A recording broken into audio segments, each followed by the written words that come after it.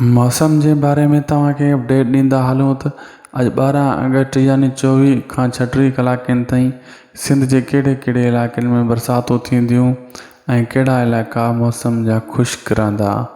ऐं दोस्तों ही अपडेट तफ़सील सां ॿुधिजो ऐं 24 खां 36 कलाकनि जे दौरान तेज़ बरसातूं कहिड़े इलाइक़नि में थींदियूं। अगर असांजो वीडियो यूट्यूब चैनल ते ॾिसी रहिया आहियो त शाहिद खुसो व्लॉग यूट्यूब चैनल के ज़रूर सब्सक्राइब करे छॾिजो। अगर फेसबुक पेज ते ॾिसी रहिया आहियो त फेसबुक पेज के फॉलो लाइक इन वीडियो के अॻिते ज़रूर शेयर कजो जीअं कंहिं ॿिए खे भी मौसम के बारे में अपडेट मिली सके। मथा वीडियो ते लिंक ॾिनल अथव, थी सके तो इन ते क्लिक करे यूट्यूब ते सब खां पहिरियां अपडेट ॾींदा आहियूं, उते अची सब्सक्राइब करे छॾियो ऐं फेसबुक ते बाद में अपडेट ॾींदा आहियूं।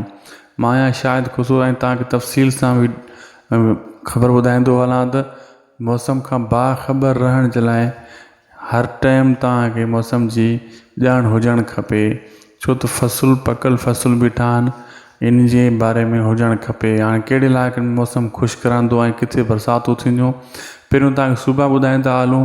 पंजाब, बलूचिस्तान ऐं सिंध समेत टिनी सूबनि में मौसम अॼु ख़ुश्क रहंदो ऐं गर्म हवाऊं हलंदियूं। बाक़ी कराची जे सहिली इलाइक़नि ते ऐं कराची समेत सहिली इलाइक़नि ते जेको आहे बरसात जा इम्कान आहिनि।